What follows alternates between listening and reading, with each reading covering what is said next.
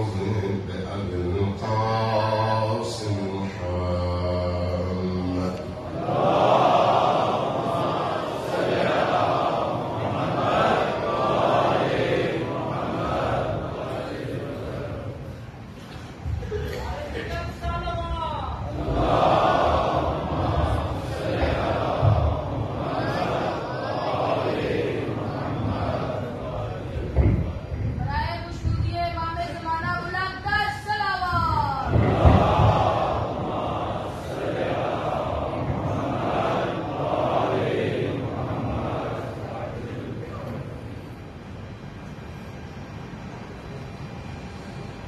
والصلاة والسلام على أولادها الطيبين الطاهرين المعصومين الميامين، واللعنة الدائمة على أعدائهم أجمعين من يوم عداوتهم إلى قيام يوم الدين. أما بعد، فقد قال الله تبارك وتعالى في كتابه المجيد، وهو أصدق القائلين وقوله الحق. بسم الله الرحمن الرحيم.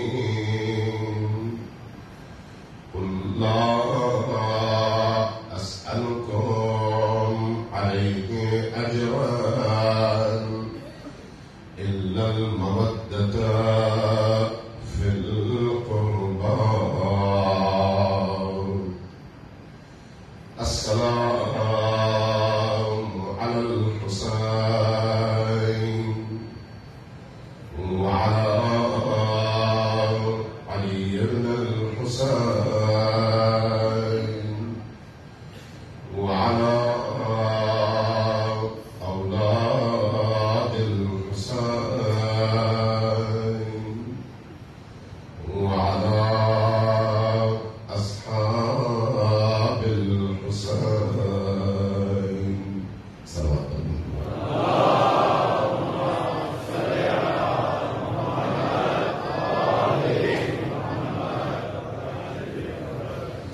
مجلس حسین مجلس نور ہے، مجلس سرور ہے، دلوں اور سارے وجود کو زندہ کرنے کی مجلس ہے، پاکیزگی کی مجلس ہے، اور زندگی کی تمام لذتوں سے بڑھ کر عظیم ترین لذت کے حصول کی مجلس ہے۔ ذکر حسین، یاد حسین، عشق حسین اللہ تبارک و تعالیٰ کی طرف سے وہ نعمت ہے جو صرف خوش قسمت اور منتخب انسانوں کو اللہ کی طرف سے نصیب ہوتی ہے۔ ہر شخص اس کا اہل نہیں ہوتا، ہر دل اس کا ظرف نہیں بنتا، ہر انسان اس نعمت کو اٹھا نہیں سکتا اور لے کر چل نہیں سکتا۔ اس کے لیے ایک ایسا رشتہ خالق اور اس مخلوق کے درمیان ہونا چاہیے جس رشتے میں اطاعت ہو، جس رشتے میں پاکیزگی ہو، جس رشتے میں اللہ کی ربوبیت اور اللہ کے احکام کا انکار نہ ہو۔ اس کی جن موجودات اور مخلوقات میں عالم الست میں اللہ کے حکم کے مقابلے میں سر جھکانے سے انکار کیا، انہی مخلوقات کو حسین ابن علی کی محبت اور ولایت سے محروم کر دیا گیا ہے۔ لہذا حسین ابن علی کی محبت ایسا نہیں ہے کہ ہم یہ سمجھیں کہ جو شخص چاہے اس تک پہنچ سکتا ہے، نہیں، اس کے لیے کچھ خاص قابلیتیں چاہیے، کچھ خاص استعداد چاہیے، کچھ خاص ایسی خصوصیات چاہیے جن کی بنیاد پر انسان اہل البیت علیہم السلام کی محبت کو اپنے اندر جگہ دے سکے اور پھر اسی محبت کے ساتھ زندگی کے سفر کو آخری لمحے تک قائم اور دائم رکھ سکے. کیونکہ یہ جو محبت کا سفر ہے، عشق کا سفر ہے، ولایت کا سفر ہے، اس میں بعض اوقات ہم اس حوالے سے دھوکہ کھا جاتے ہیں کہ اگر کسی نے حسین بن علی سے، ان کے جد سے، ان کے والد گرامی سے، ان کی والدہ گرامی سے، ان کے بچوں سے محبت کا اظہار کیا تو ہمارے دل نرم ہو جاتے ہیں. بات بھی درست ہے، چونکہ محبوب سے جو بھی محبت کرے گا محب کو خوشی ہوتی ہے.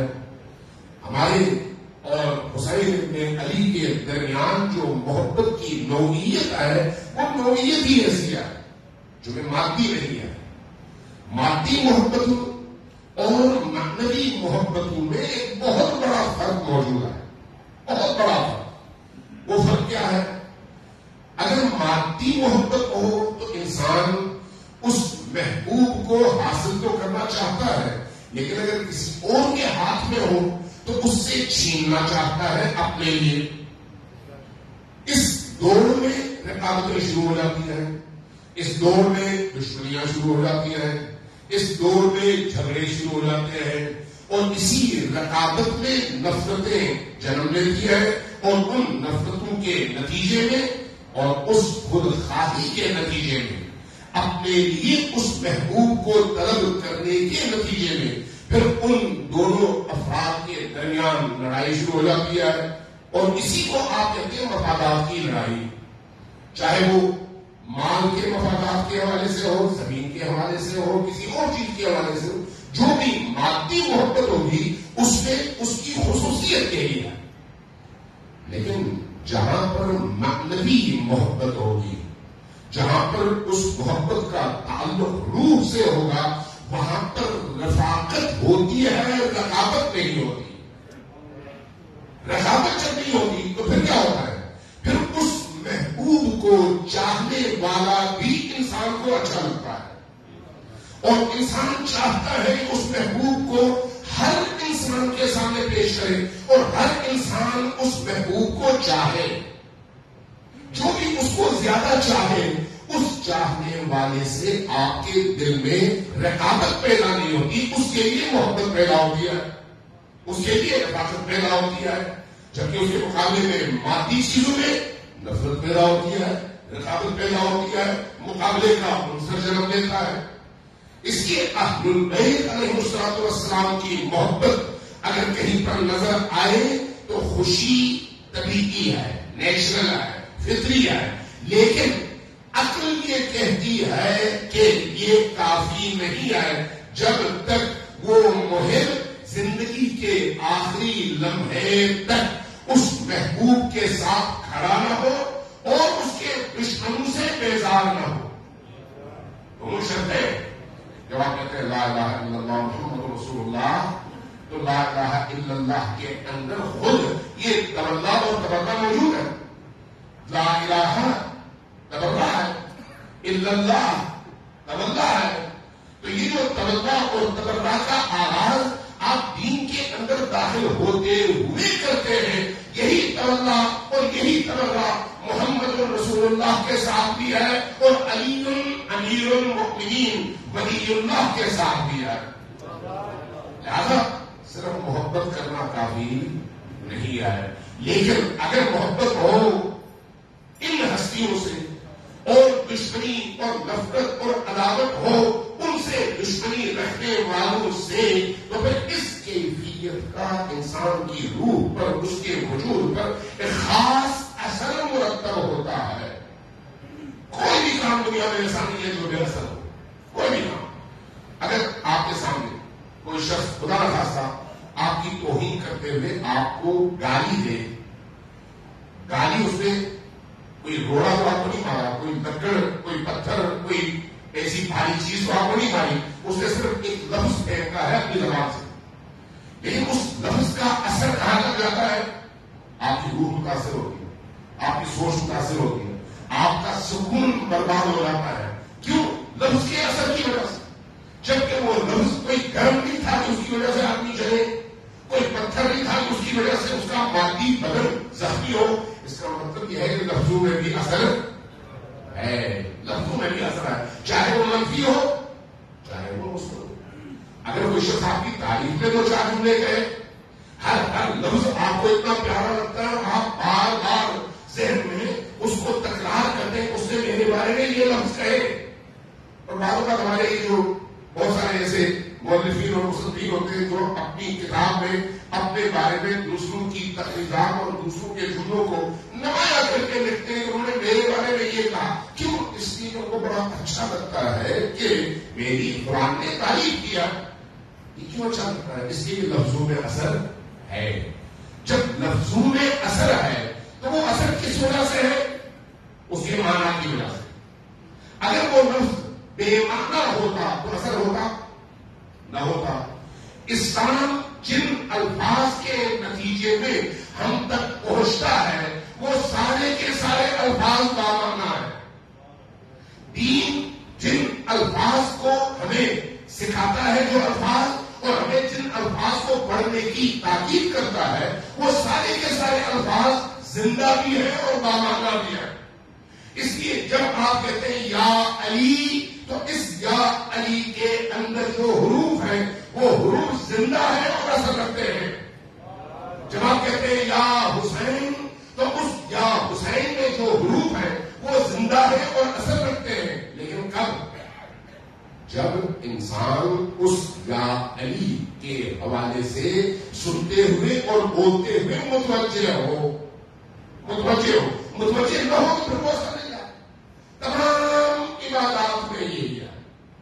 ہم جب نماز پڑھتے ہیں، ہم جب روزہ رکھتے ہیں، ہم جب باقی عبادات کرتے ہیں، حتیٰ قرآن کریم پڑھتے ہیں، زیارات پڑھتے ہیں اور بہت ساری عبادات ہیں جن کا اظہار ہم اپنی زبان سے کرتے ہیں، اعضاء و جوارح سے کرتے ہیں.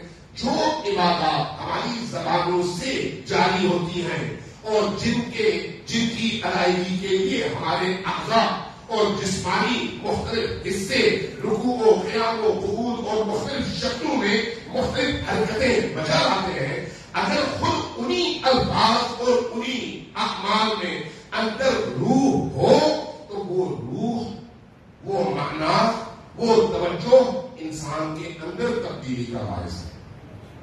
اسی لیے نماز کے بارے میں کیا کہا گیا؟ ان الصلاۃ تنہی عن الفحشاء والمنکر.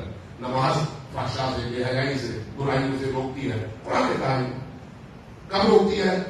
جب اس نماز میں آپ جو کچھ پڑھتے ہیں اس کی طرف متوجہ ہو کہ میں کیا پڑھ رہا ہوں. اداکاری ہے سید الشہداء انسان کو زندہ کرتی ہے. کب؟ جب انسان متوجہ ہو کہ میں کون سا عمل انجام دے رہا ہوں. اداکاری ہے سید الشہداء روح ہے انسانی کے اندر ایک نورانیت پیدا کرتی ہے. کب؟ جب اس کو روٹین کا میٹر قرار دے کر وقت گزارنے کا ذریعہ نہ بنائے بلکہ ارتقاء اور اللہ کی طرف پرواز کا ذریعہ بنا کر اپنی پوری ہستی کے ساتھ عزاداری کی مجلس میں حاضر ہو.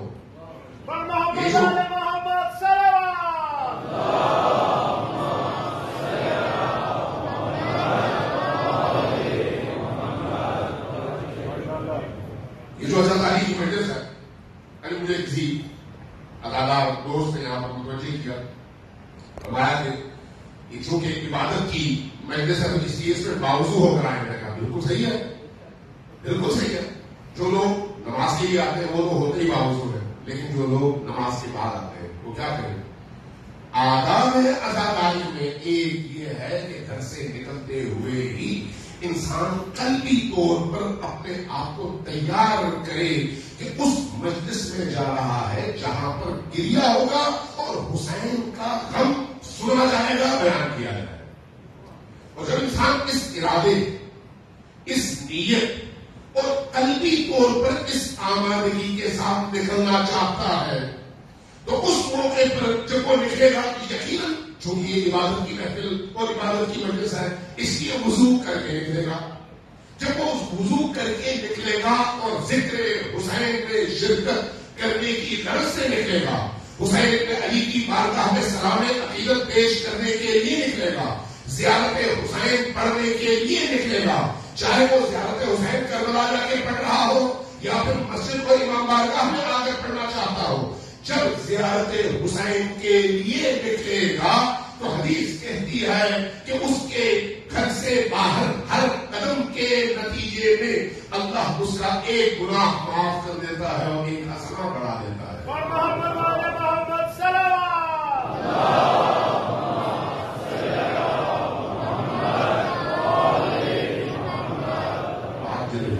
شرط کیا ہے؟ انسان آمادگی کے ساتھ نکلے، تیاری کے ساتھ نکلے، اس شعور اور آگہی کے ساتھ نکلے۔ یہ جو محرم کا مہینہ ہے، کل چونکہ نہیں میں اس پر بات کر سکا، اس لیے سب اشارتاً دو چار جملے مزید عرض کروں اس حوالے سے کہ محرم کا مہینہ صرف کیلنڈر کا ایک مہینہ نہیں ہے کہ 12 مہینوں میں سے ایک مہینہ محرم کا ہے، نہیں، ایسا نہیں ہے۔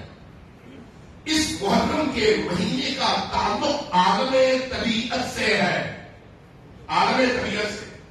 میں مثال دیتا ہوں، آپ جب یہاں سے نکلتے ہیں اپنے گھر جانے کے لیے، رستے میں مختلف اشارے آپ کو ملتے ہیں، ان اشاروں پر اگر کہیں پر اشارہ سرخ ہو تو آپ اگر گزر جائیں تو آپ پر جرمانہ ہوگا، کیوں؟ اس کو جرم قرار دیا گیا ہے۔ لیکن کیا اس جرم کا تعلق عالم حقیقت سے ہے یا آپ کے اس دنیا کی مادی زندگی کے انتظام اور انتظام سے؟ اس زندگی کے مادی انتظام سے ہے، اس کا عالم حقیقت سے کوئی تعلق نہیں ہے۔ لہذا ہو سکتا ہے آج وہاں پر اشارہ ہو، کل وہ اشارہ اٹھ جائے، ہو سکتا ہے وہ اشارہ موجود ہو، پولیس والا آپ کو جرمانہ کیے بغیر جانے دے، ہو سکتا ہے آپ سے جرمانہ وصول کر لے، چونکہ اس آپ کے عمل کا اس سزا کے ساتھ کوئی حقیقی تعلق نہیں ہے۔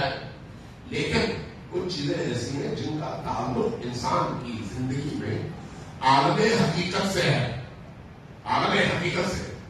دعا کا تعلق عالم حقیقت سے ہے، عبودیت کا تعلق عالم حقیقت سے ہے، محرم الحرام کا تعلق عالم حقیقت سے ہے، غم حسین کا تعلق عالم حقیقت سے ہے، حب حسین کا تعلق عالم حقیقت سے ہے، اللہ سے حب اور محبت کا تعلق عالم حقیقت سے ہے۔ اور اگر یہ چیزیں انسان کی زندگی میں ہیں تو اس کا مطلب یہ ہے کہ عالم حقیقت میں کچھ ہے جس کو حاصل کرنے کے لیے اللہ نے اس کا دروازہ کھولا ہوا ہے۔ محرم الحرام کا تعلق اس جہان کے نظر آنے کا تعلق آپ کے کیلنڈر سے نہیں، عالم حقیقت سے ہے، اس لیے اس کے اثرات ہیں اس عالم کون و مکان پر، اس عالم پر اس کے اثرات ہیں، اور وہ اثرات ہو سکتا ہے بعض اوقات آپ کو ان آنکھوں سے نظر آئے اور بعض اوقات آپ کو نظر نہ آئے۔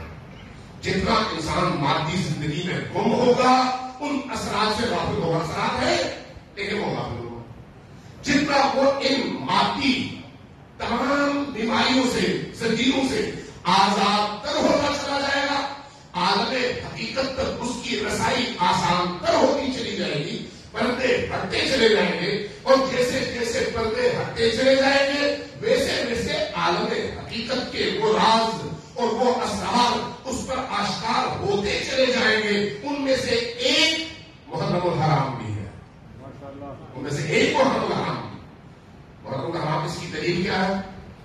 جب آپ عاشور کے والے سے آپ نے بہت ساری خصوصیات سنی ہوگی، خود عاشور کے دن کے حوالے سے جب کربلا میں واقعہ رونما ہوا تو احادیث بتاتی ہے کہ آسمان سے بارش ہوئی اور خون کی بارش ہوئی۔ یہ جو خون کی بارش ہوئی کیا یہ حادثاتی طور پر ہوئی؟ نہیں، اس کا کوئی تعلق ہے عالم حقیقت سے۔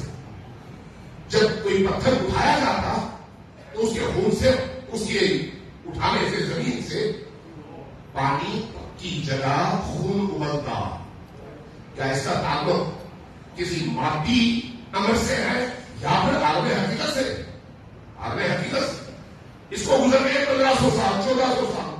آج جن لوگوں کو یہ سعادت نصیب ہوئی ہے کہ وہ خاک قبر حسین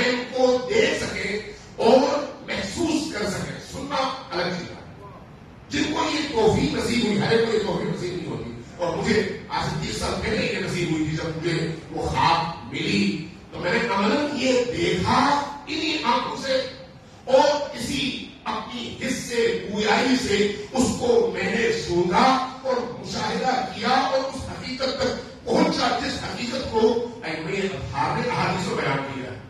آج صاحب کرنے کی بات وہ کیسے؟ جب کہا جاتا ہے عاشور کا دن عصر کے وقت تربت حسینی جو کہ قبر حسین کی مٹی ہے، قبر حسین کربلا نہیں، یہ کربلا پورا شہر ہے، لیکن یہ بات ہو رہی ہے تربت قبر حسین.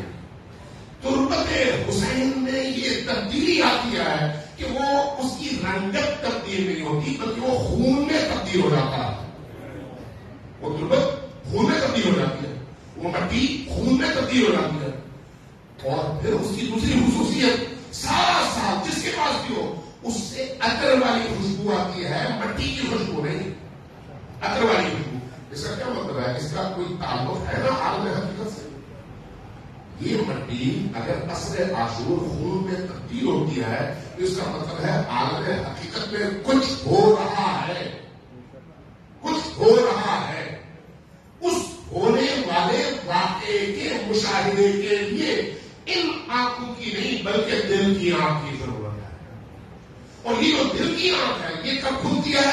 جب انسان حقیقی مقنون میں حسین ابن علی کو اپنائے اور اس سفر میں ان تمام زنجیروں سے آزاد ہو جائے. سب آپ نے کہیں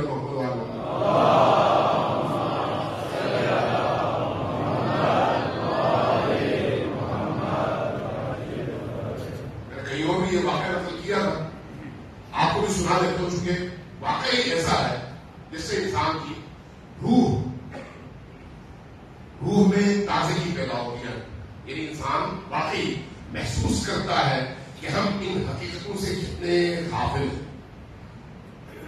ہمارے فقہ اور اصول دونوں کے استاد تھے جناب مولانا عائض زہدی صاحب بھی انہیں سے پڑھے ہوئے ہیں اور ہم بھی ہم ساتھ میں ہوتے تھے.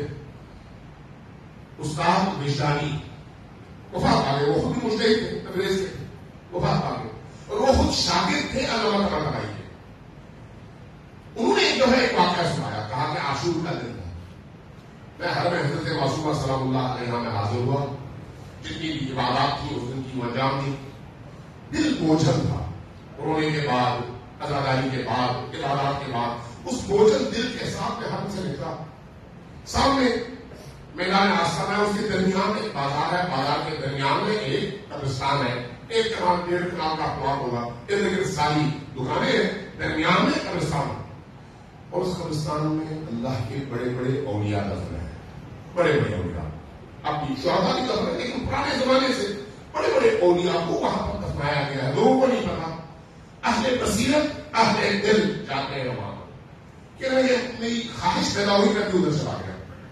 جہاں پر گیا تو میں نے دیکھا سامنے ایک قبر کے کونے پر علامہ محمد حسین طباطبائی تشریف فرما ہے، بیٹھے ہوئے. عاشور کا دن ہے اور ان کا ظاہری حلیہ بھی ایسا ہے کہ اس کو دیکھ کر ہی محسوس ہوتا ہے کہ آج یہ بہت بڑے صاحب عزا ہے اور عزا کی کیفیت ان کے پورے وجود پر آبی ہے. میں خاموشی سے جا کر ان کے پیچھے بیٹھ گئے. ہماری بہت بڑی شخصیت، بہت بڑی شخصیت، بہت ہی بڑی شخصیت. ہماری جب فکر اور عقلیں ان تک نہیں پہنچ سکتی تو پھر کبھی کبھی آدمی سوچتا ہے جب شاگرد کا یہ حال ہے تو جن کے در کے ایک ضربے کے فیض سے یہ ہستیاں وہاں تک پہنچی ہیں، ان اصل ہستیوں کا مقام کیا ہوگا؟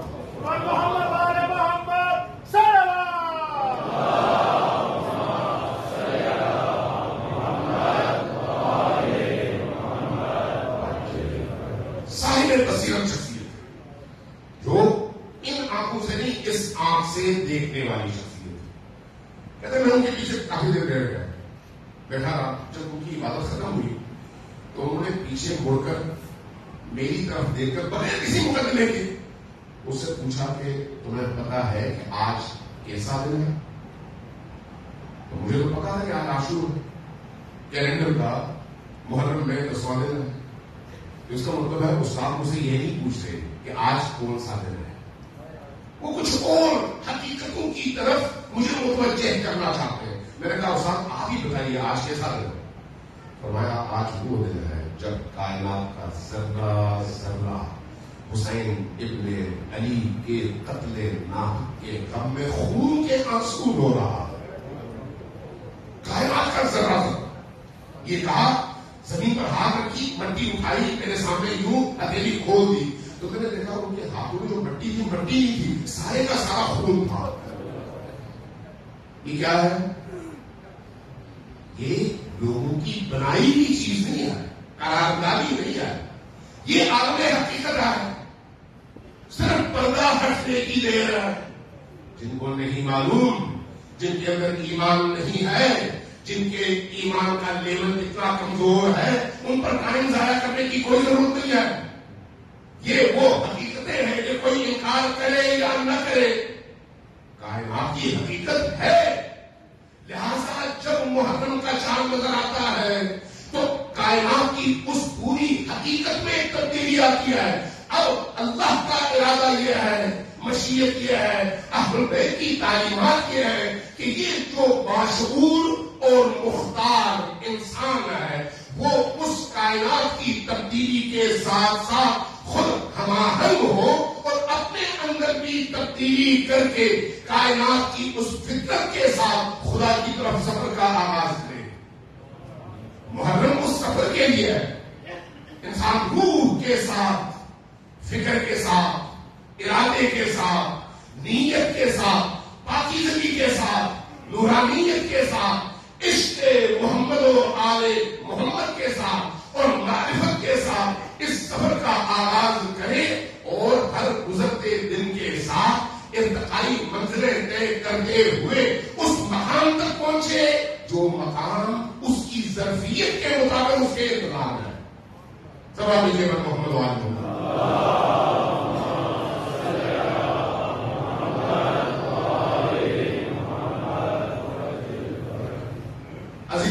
کل میں نے عرض کیا تھا کہ اللہ تبارک و تعالیٰ کی خواہش یہ ہے کہ ہم اہل البیت علیہ الصلوۃ والسلام کے عشق کو ہر گزرتے دن کے ساتھ اس میں غرق ہوتے چلے جائیں اور اس میں اضافہ ہو. کیوں؟ اللہ کو ضرورت نہیں ہے اس کی, اہل البیت کو اس کی ضرورت نہیں ہے, اس کی ضرورت ہمیں ہے.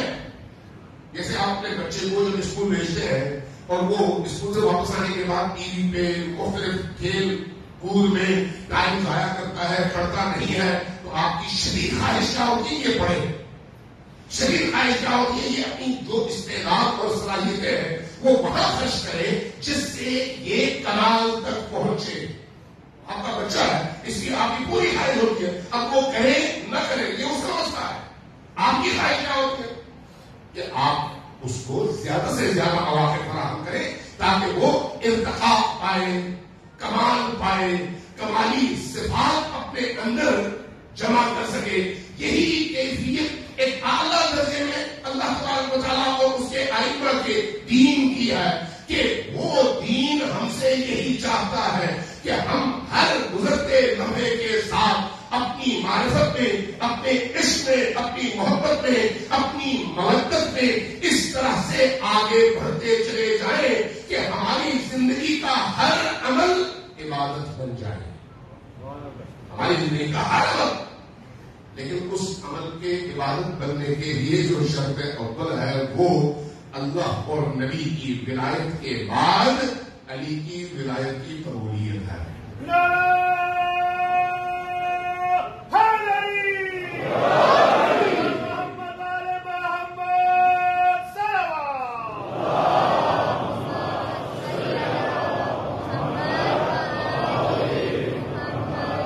علی کی ولایت کی قبولیت کے بغیر انسان اس مقام تک پہنچ ہی نہیں سکتا, ممکن نہیں ہے.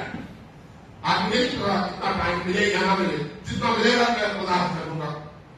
امام جعفر بن صادق علیہ السلام کی ایک روایت ہے,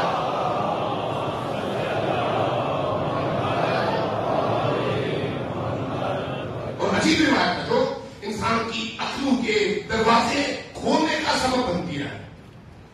فرماتے ولایتی لعلی ابن ابی طالب, احب الی من ولادتی منہ، میری ولایت کی جو نسبت علی ابن ابی طالب سے ہے، مجھے وہ نسبت میری اس نسبت سے زیادہ عزیز ہے جو نسبت ان کے بیٹے اور ان کی اولاد کی حیثیت سے مجھے حاصل ہے۔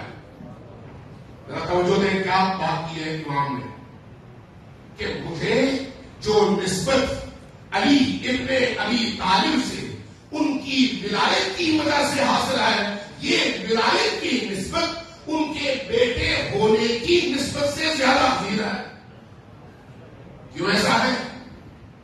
بیٹا ہونا کوئی معمولی بات تو نہیں ہے، ہر ایک تو نہیں ہو سکتا، اس کے لیے بہت سارے مقدمات چاہیے اور واقعی ظرفیت چاہیے، واقعی وہ مقام چاہیے، پاکیزگی چاہیے، اور بہت سارے اس کے اسباب ہیں جو ہو تب یہ کیفیت حاصل ہوتی ہے کہ کسی کے ظلم سے کوئی صادر ہو اور نکلے۔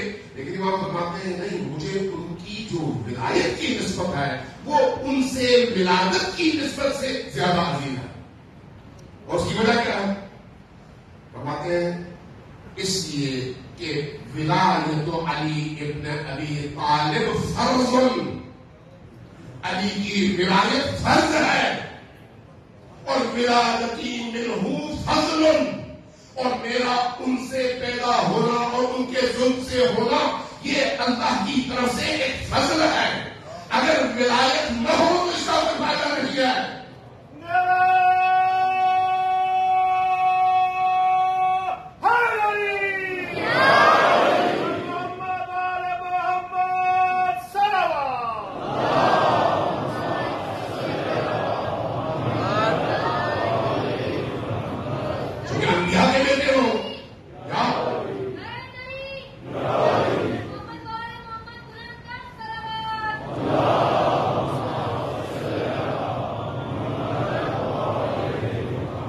انبیاء کے بیٹے ہوں، اولیاء کے بیٹے ہوں، یا فرض کریں خود ائمہ اطہار علیہ السلام کے بیٹے ہوں، جب ہمارے لیے ان کا مقام قابل احترام ہے جب ان کے اندر ولایت بھی موجود ہو۔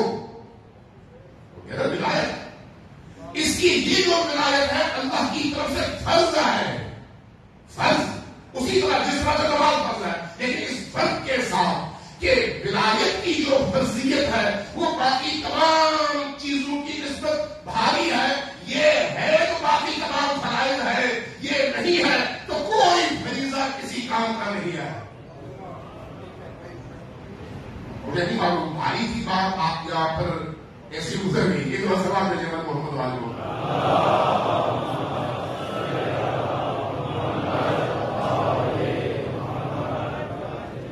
ایک اور روایت، یہ تشیعوں کی روایت ہے، اہل سنت کی تشیع، تو میں عام طور پر کوشش کرتا ہوں اہل سنت کے منابع سے روایات آپ کی خدمت میں نازل کروں۔ ہمیشہ میری کوشش یہ ہوتی ہے کیونکہ جو ہمارا مدعا ہے اس کی تعریف کے لیے خود اہل سنت کے منابع اور احادیث کی کتابوں میں اتنی روایتیں ہیں کہ ان کی موجودگی میں پھر آپ کو کسی شیعہ روایت کی ضرورت بھی باقی نہیں رہتی۔ اگر سے ضرورت ہے لیکن ثابت کرنے کے لیے وہی روایتیں کافی ہیں، وہی روایت۔ میں یہ جو روایت ہے یہ تشیعوں کی معتبر کتابوں میں سے آپ کی خدمت میں پیش کرتا ہوں۔ ایک دو سوال مجھے محمد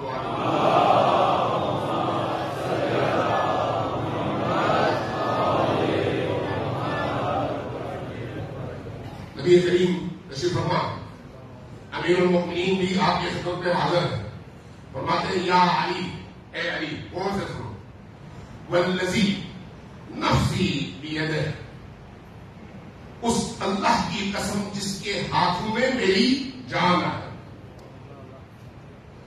والذی بعثنی بالنبوہ، اس اللہ کی قسم جس نے مجھے نبوت پر مبعوث فرمایا ہے، واصطفانی علی جمیع بریتہ، جس نے تمام عالم میں سے مجھے چنا ہے، اس خدا کی قسم ہے، لو اگر ان عبدا، کوئی ایک اللہ کا بندہ، عبد اللہ الف عام، میں نے حساب لگایا اور مفسرین کو دیکھا، کہتے ہیں 8 کروڑ سال، کوئی عبد، کوئی بندہ 8 کروڑ سال عبادت کرے، تو جو ہے 8 کروڑ سال عبادت کرے، ما قبل اللہ منہ الا بولایتہ، اگر اس کے اندر آپ کی ولایت نہ ہو تو اللہ اس کی کوئی عبادت قبول نہیں کرے گا۔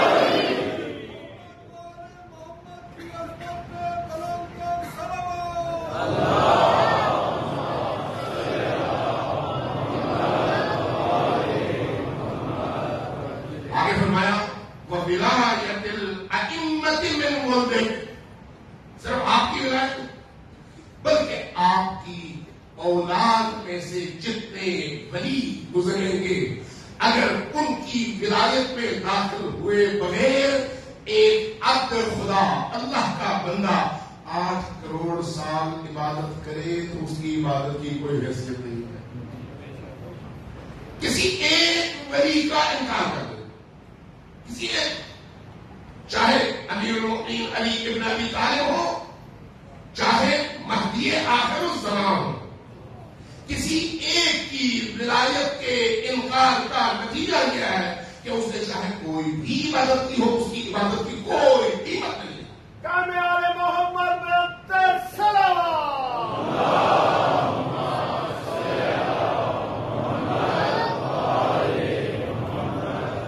یہ ہے تولا کا پہلو، تولائی پہلو، اور دوسری طرف تبرعی پہلو ہے۔ عام طور پر لوگ غلط فہمی کا شکار ہوتے ہیں، تبرع سمجھتے ہیں گالی دینے کو، نعوذ باللہ من ذالک۔ بھائی تبرع گالی دینا نہیں ہے، سب کو شتم تبرع نہیں ہے۔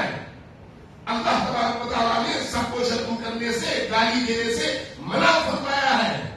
اس لیے تبرع گالی دینا نہیں ہے بلکہ اعلان کرنا ہے کہ میں اس کو مانتا ہوں اور اس کو نہیں مانتا، میں اللہ کو مانتا ہوں، غیر اللہ کو نہیں مانتا، میں نبی کریم کو رسول مانتا ہوں، کسی اور کی رسالت کا قائل نہیں ہوں ان کے مقابلے میں علی کو اپنا مولا، اپنا امام، اپنا ولی، اپنا خلیفہ مانتا ہوں، کسی اور کو نہیں مانتا۔ یہ نہ ماننا گالی نہیں ہے، اور اسی کو ہم عقائد اور کلامی زبان میں تبرع کہتے ہیں۔ جو ہمارے ہاں 10 فروعات ہیں ان میں سے ایک تبرع ہے، تو تبرع گالی دینا نہیں ہے، یہ ہمیشہ ذہن میں رکھنا۔ اور گالی دینا ائمہ کی تعلیم کے مطابق سب سے برا فعل ہے، سب سے برا فعل۔ حتیٰ بدترین مخلوقات کو گالی دینے سے انہوں نے منع کیا ہے، اس لیے گالی دینا ان کے دشمنوں کا شیوا ہے، ائمہ اطہار کا شیوا کبھی بھی نہیں ہے۔ سمجھ لیجیے محمد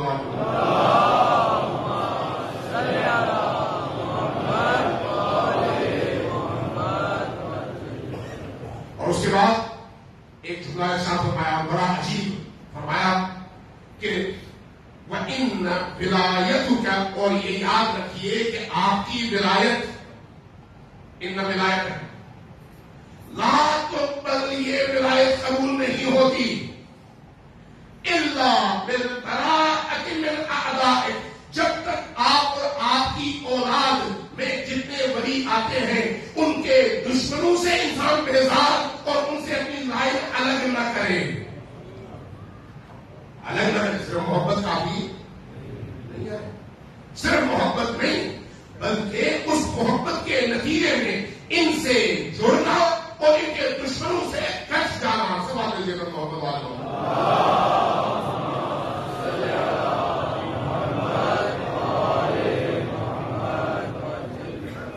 اور اس کے بعد فرمایا وَبِذَلِكَ أَخْبَرَنِي جَبْرَائِیل، یہ خبر مجھے جبرائیل نے دیا، یہ خبر مجھے جبرائیل نے دیا۔ اب آگے فرماتے ہیں جس کا جی چاہے قبول کر لے، جس کا جی نہیں چاہتا قبول نہ کرے. لیکن یہ حقیقت ہے کہ اللہ کی بارگاہ میں اگر کوئی عمل قابل قبول ہے تو اس قابل قبول عمل کی قبولیت کا معیار علی کی ولایت و امامت ہے. تمام جی محمد علیہ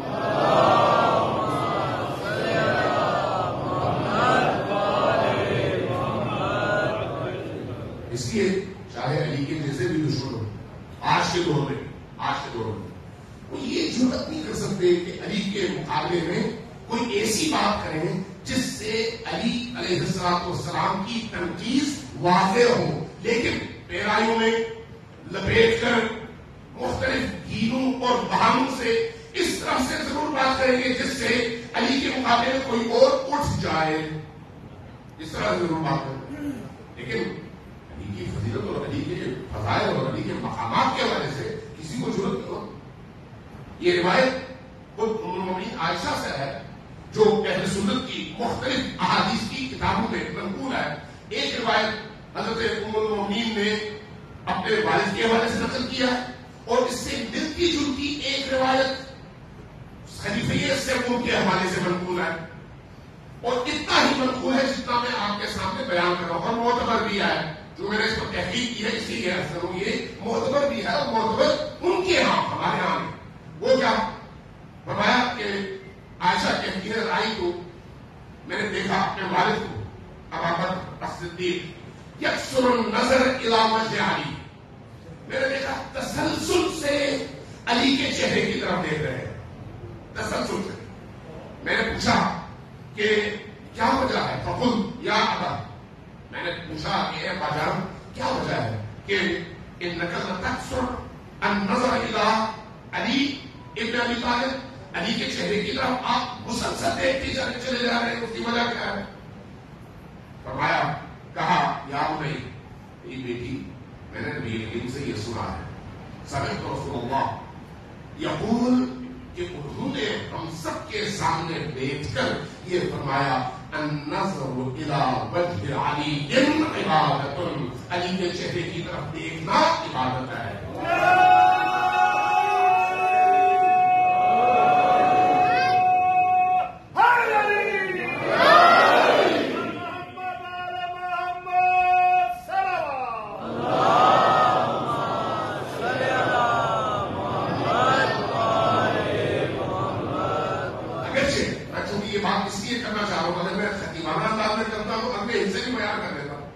لیکن یہ حصہ سب کے پاس معتبر ہے، باقی دو حصے ہمارے ہاں معتبر ہے. ان کے منابع احادیث میں معتبر ذرائع سے کسی نے نقل نہیں کیا، اس لیے میں وہ دعویٰ نہیں کرتا. لیکن ہمارے ہاں موجود ہے کہ ام المؤمنین نے پوچھا کہ یہ کب ہوا؟ کہا جب ہم نبی کریم کی بارگاہ میں تشریف فرما تھے بیٹھے ہوئے تھے. کہا اس کے بعد کچھ اور بھی ہوا؟ کہا ہاں.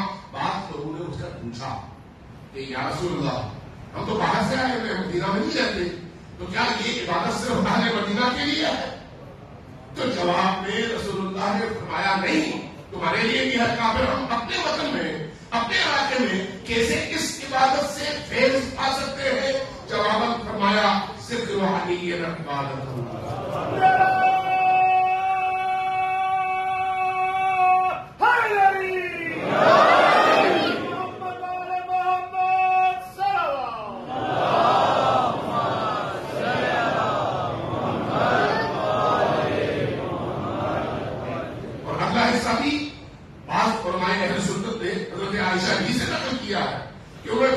اس کے بعد جو بھی ہوا کہا وہ کیا ہوا؟ اس لوگوں نے کہا کہ یا رسول اللہ آج بھی ہم دیکھتے ہیں کہ بہت سارے لوگ ایسے ہیں جو علی کو دیکھتے ہیں تو ان کے پیٹ پہ مروڑ اٹھتے ہیں، ان کو دیکھتے ہوئے مشکل ہو جاتی ہے. اگر کوئی ایسا وقت آ جائے جب علی کا ذکر ہم نہ کر سکیں تو پھر کیا کریں؟ تو اس پر انہوں نے جواب دیا، نبی کریم نے فرمایا حب علی عبادت، علی سے محبت کرو وہ دل کی کیفیت کا نام ہے. جب تم علی سے محبت کرو گے تو وہ محبت بھی عبادت کہتا ہے.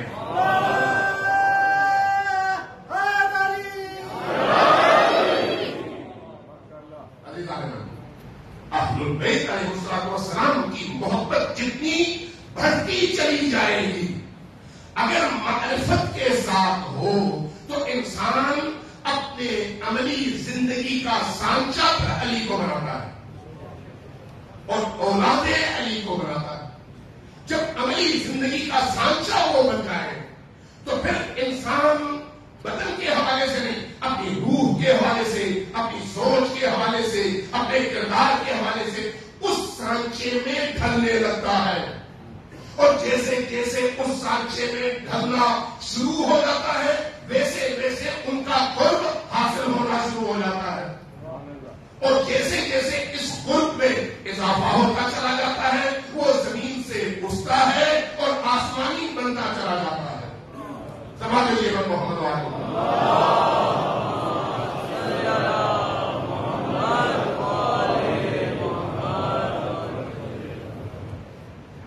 عزیزان جناب، آج دوسری مجلس ہے محرم الحرام اور عجیب کیفیت ہے. دیکھ رہا تھا، پڑھ رہا تھا کہ جب امام حسین علیہ السلام سے طلب بیعت کے لیے دارالامارہ سے بندے آئے اور حسین ابن علی کو بلایا. حسین علیہ السلام اپنے ساتھ جوانان بنی ہاشم کو لے کر گئے. جوانان بنی ہاشم کو باہر کھڑا کیا جو ان کی دینت سے واقف ہے. فرمایا کہ اگر میری آواز اونچی ہو جائے تو تب اندر داخل ہونا بند ہے. اندر داخل ہوئے. بتایا گیا کہ امیر شام جا چکا ہے اور اس کا بیٹا خلیفہ بن گیا ہے. اب آپ سے اس نے خط لکھا ہے کہ آپ سے بیعت کی جائے. امام حسین علیہ السلام کا جملہ دیکھیں کتنا منطقی اور خوبصورت ہے. فرمایا کہ کیا تمہیں چھپ کر بیعت چاہیے یا سب کے سامنے؟ چھپ کر بیعت کا تو کوئی فائدہ نہیں ہے. جب سب کے سامنے بیعت ہوگی تو دوسرے لوگ بھی بیعت کے لیے آمادہ ہوں گے. میری بیعت کا مطلب تو یہ ہے. ہاں تو پھر کل دیکھتے ہیں. ٹھیک ہے. جب امام باہر آنے لگے تو ایک شخص نام لینا بھی انسان کو بہت گوارا نہیں ہوتا. ایسے ایسے نجس کردار ہے تاریخ کا. کہنے لگا کہ اے امیر، اگر تم نے حسین ابن علی کو جانے دیا تو پھر وہ ہتھیلی چڑھیں گے دوبارہ. امام حسین علیہ السلام کے چہرے کا جلال دیکھ کر سب سہم ہوئے. جلال. امام جب واپس آئے اپنے اہل خانہ کو، خاندان والوں کو، بنی ہاشم کو جمع کیا اور ان تک یہ خبر پہنچائی بھی اور اس کے بعد سفر کی تیاریوں کا آغاز بھی ہوا. اس پر میں اگر ہو سکے تو کل بات کروں گا انشاءاللہ تعالیٰ کہ امام حسین علیہ السلام کی اس سفر کے پیچھے عوامل کیا ہے. عوامل کیا جو اس کے لیے پوری کم از کم ایک مجلس کو چاہیے کہ وہ کون سے عوامل ہیں جن کی وجہ سے حسین ابن علی نکلتے ہیں مدینہ چھوڑ کر. جب سب کو جمع کیا گیا تو عجیب بات یہ ہے کہ خبر ملی حضرت ام سلمہ کو. حضرت ام سلمہ ازواج نبی میں، امہات المؤمنین میں وہ جلیل القدر ترین خاتون ہے. حضرت ام المؤمنین خدیجۃ الکبریٰ سلام اللہ علیہا کے بعد جس کا سب سے زیادہ احترام اہل البیت نے کیا. اور روایات کا ہے کہ امام حسن اور امام حسین علیہ السلام حضرت ام سلمہ کو اماں کہہ کر پکارا کرتے تھے. اماں کہہ کر محبت میں انتہا. ان تک خبر پہنچی کہ حسین کہیں سفر پر نکلنے کا ارادہ کر رہے ہیں. دوڑی دوڑی بیٹا حسین، میں نے سنا ہے تم عراق کا قصد سفر کر رہے ہو. ایسے ہی یہ جملہ تھا. حسین ابن علی نے سر اٹھایا تھا. ہاں اما جان، اب وہ وقت آ گیا ہے جس میں میں نے اپنے کیے ہوئے وعدے پر عمل کرنا ہے. فرمایا بیٹا حسین عراق نہ جاؤ. کیوں؟ اس لیے کہ عراق میں تمہیں قتل کر دیا جائے گا. تو آپ کو کیسے پتا چلا؟ بیٹا تمہارے جد رسول اللہ نے مجھے ایک دن روتے ہوئے خواب کی ایک شیشی عطا کی تھی اور اس میں مجھے یہ فرمایا تھا کہ ام سلمہ ایک وقت آئے گا، کوئی اور تو ہوگا نہیں، تم ہوگی. جب میرا بیٹا بیٹا حسین کربلا میں قتل ہو. اس وقت اس شیشی کے اندر مٹی کو دیکھ لینا، یہ خون میں تبدیل ہو جائے تو سمجھ لینا کہ میرا بیٹا حسین کربلا میں شہید ہو گیا. سلمہ نے جب روتے ہوئے یہ عرض کیا، یہ فرمایا، امام حسین علیہ السلام گلے لگے، رونے لگے، روتے ہوئے کہنے لگے کہ اماں جان آپ کو کیا معلوم، کیا آپ سمجھتی ہیں کہ مجھے نہیں معلوم کہ میں قتل ہو رہا ہوں؟ کیا آپ کو نہیں معلوم کہ میں یہ ساری چیزیں پہلے دن سے جانتا ہوں؟ آپ چاہیں گی کہ میں وہ سرزمین آپ کو دکھاؤں جہاں پر میں نے قتل ہو رہا ہے؟ حضرت ام سلمہ روایت کہتی ہے، شیخ صدوق کی روایت کہتی ہے کہ حضرت ام سلمہ نے فرمایا کہ ہاں بیٹا مجھے دکھاؤ. دو طرح سے نقل ہوا ہے، ایک یہ کہ حضرت امام حسین نے آپ کی آنکھوں کے سامنے کو ہاتھ کا اشارہ کیا تو زمین سمٹ گئی، کربلا اٹھ کر سامنے آ گیا، اور وہ منظر سامنے آیا جس میں امام حسین علیہ السلام اپنے اصحاب کے ساتھ خون میں لت پت رہے. یہ منظر دیکھا، اور جب وہ مٹی جس کی شیشی حضرت ام سلمہ کے ہاتھ میں ہے وہ دیکھی تو امام حسین علیہ السلام نے ہاتھ بڑھایا اور کربلا کی کچھ مٹی اٹھائی اور فرمایا کہ اماں جان میرے جج نے جو مٹی آپ کو دیکھی اس میں اس مٹی کو بھی شامل کیجئے، اور 10 محرم کو دیکھیے کہ یہ مٹی سرخ ہو جائے گی اور خون میں تبدیل ہو جائے گی، تب سمجھ لیجئے کہ میں اپنے وعدے پر عمل کرنے میں کامیاب ہو گیا. حضرت امام حسین اس طرح سے مدینہ سے نکلے، اس طرح سے. لیکن جب حضرت ام سلمہ کو بتا رہے ہیں کہ مدینہ میں کہ کربلا میں کیا ہوگا تو وہاں پر کیا کہتے ہیں، کس طرح سے منظر کشی کرتے ہیں، اماں جان کربلا میں صرف میں اکیلا قتل نہیں ہوتا ہے، ہمارا ہر جوان قتل ہوگا، میرا بیٹا علی اکبر بھی شہید ہو جائے گا، میرا علی اصغر بھی اس معصومیت میں تیر کھا کر شہید ہوگا، اور صرف وہ نہیں میرے جانثار اصحاب بھی ٹکڑوں میں تقسیم ہوں گے اور خون دے کر میرے ساتھ میرے نانا کی بارگاہ میں پہنچیں گے. صرف یہی نہیں ہے اماں جان، بلکہ میری بہنیں زینب اور ام کلثوم کو بھی زنجیروں میں جکڑا جائے گا، ان کی چادریں چھینی جائیں گی اور ان کو اسیر بنا کر کربلا سے کوفہ اور کوفہ سے دمشق تک لے جایا جائے گا. صرف قتل نہیں ہے، آگے بہت کچھ ہے، آگے بہت کچھ. جب میں اصحاب حسین ابن علی کی تاریخ پڑھتا ہوں تو دیکھتا ہوں کہ امام حسین علیہ السلام کو کیسے کیسے اصحاب اور کیسے کیسے جانثار ملے ہیں. ان جانثاروں میں ایک حر ابن یزید ریاحی ہے. حر ابن یزید ریاحی کی تاریخ پڑھ رہا تھا، میں نے عجیب چیز دیکھی، عجیب چیز، اور یہ امام صادق علیہ السلام کی روایت میں دیکھی. وہ کیا ہے، جب یہی حر لشکر یزید کی سپہ سالاری میں نکل رہا تھا تو ایک دفعہ اس نے اپنے کانوں سے پیچھے سے ایک آواز سنی، اے حر تمہیں جنت مبارک ہو. پیچھے مڑ کے دیکھا کوئی نہیں، آگے بڑھا، دوبارہ وہی آواز سنی، پیچھے مڑ کے دیکھا کوئی نہیں، آگے بڑھا، پھر وہی آواز سنی، پیچھے دیکھا کوئی نہیں. اپنے آپ کو مخاطب کیا اور کہا سکلت کا امک، تمہاری ماں تم پر روئے، تم جا رہے ہو حسین کا رستہ روکنے اور آواز آ رہی ہے بہشت کی طرف جا رہے ہو، اس میں راز کیا ہے، اس میں راز کیا ہے، کیسے تم بہشت کی طرف جا سکتے ہو اگر تم حسین کا رستہ روکنے جا رہے ہو.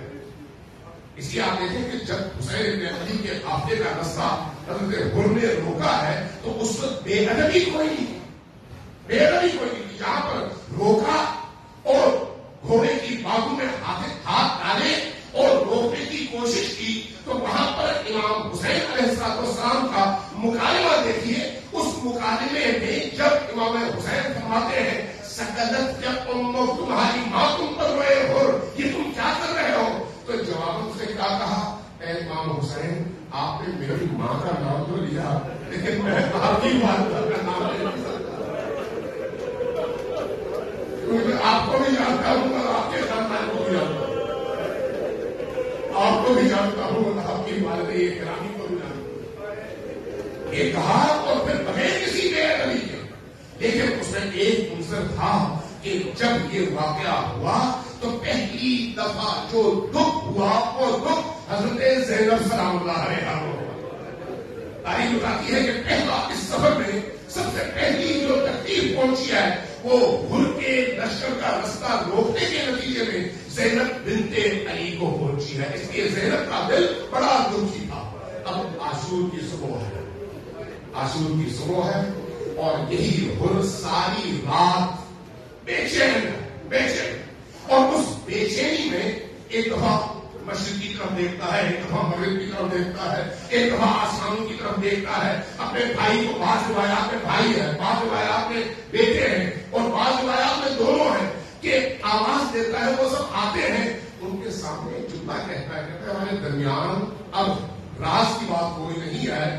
صبح جب ہوگی تو ایک ایسا معرکہ درپیش ہے جس میں ایک طرف جنت ہے اور دوسری طرف جہنم ہے. کس رستے کا انتخاب کرو گے؟ جب یہ جملہ کہتا ہے تو سب کہتے ہیں جس رستے کا آپ انتخاب کریں گے. کہتا پھر میرے ساتھ چلو. اب جب چلنے کا کہتا ہے تو اس وقت جو کیفیت بعض علماء نے بیان کی ہے وہ بڑی عجیب کیفیت ہے.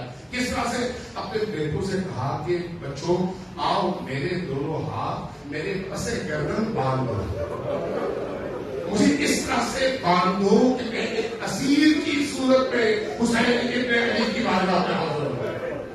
اب بابا جان وہ کیوں؟ کہا کہ میں مجرم ہوں حسین ابن علی، میں مجرم ہوں حسین ابن علی، میں نے حسین کا رستہ سب سے پہلے روکا ہے، اس لیے میں مجرم کی صورت میں ان کی بارگاہ میں جنم کرتا. اس صورت میں جب حسین ابن علی کی بارگاہ میں آئے تو بعض علماء نے لکھا ہے کہ اس وقت گھوڑے سے آرام سے اترے نہیں، گھوڑے کی پشت سے اپنے آپ کو گرا دیا اور حسین ابن علی کی قدموں میں آ کر اپنا سر رکھ دیا. کہا مولا مجھ سے غلطی ہوئی تھی، اسی غلطی کے ازالے کے لیے آیا ہوں، کیا اجازت ہے اور کیا میری بخشش ہو سکتی ہے؟ مولا کرامت کے امام ہے. فرمایا کہ ہاں ضرور ہو سکتی ہے، جب تم دل سے ہماری طرف آ گئے ہو تو تمہاری بخشش بھی ضرور ہوگی. اب صبح عاشور، بعض روایات میں یہ ہے کہ اس حملے میں بہت سارے لوگ شہید ہوئے، لیکن پہلا شخص جس نے خود سے جا کر یزیدی فوج کا مقابلہ کیا اور درکارا وہ حر ابن یزید ریاحی ہے. لڑے. ایک وقت وہ آیا جب زخم کی تاب نہ لا کر زمین پر گرے تو اس وقت حر کی زبان سے جو جملہ نکلا وہ یہ ہے مولا حسین اب آئیے اپنے اس مجرم کو ذرا حوصلہ دیجیے. مولا حسین کو پکارا، مولا حسین تشریف لائے. جب تشریف لائے حر کا سر اٹھایا اپنی گود میں رکھا. جیسے ہی اس کا سر اٹھا کر اپنی گود میں رکھا حر نے آنکھیں کھولی، کھول کر کہا مولا آپ مجھ سے راضی ہیں؟ آپ مجھ سے راضی ہے؟ مولا نے جملہ فرمایا کہ اے حر تمہاری ماں نے تمہارا نام درست طور پر حر رکھا تھا، تم دنیا میں بھی آزاد ہو اور آخرت میں بھی آزاد ہو، تمہیں مبارک ہو جنت کی. حر کے سر سے خون بے تحاشا بہ رہا تھا، بے تحاشا بہ رہا. وہ لوگ خون بہ رہا تھا، اس کو روکنے کے لیے حسین ابن علی نے اپنی رومال نکالی اور حر کی پیشانی باندھ دی تاکہ خون رک سکے.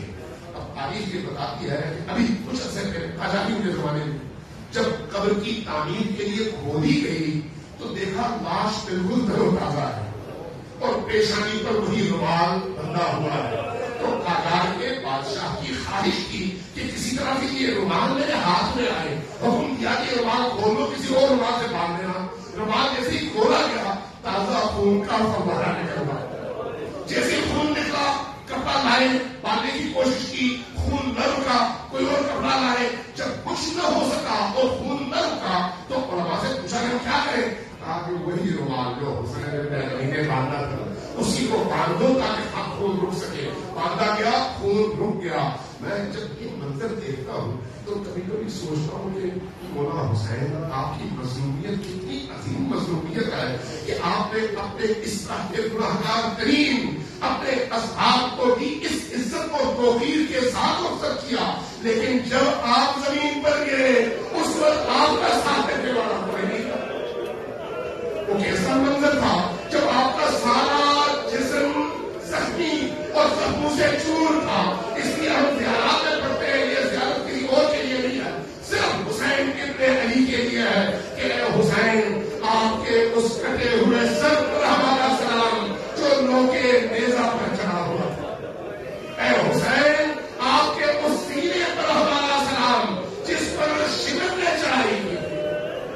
اے حسین آپ کے جسم کے ہر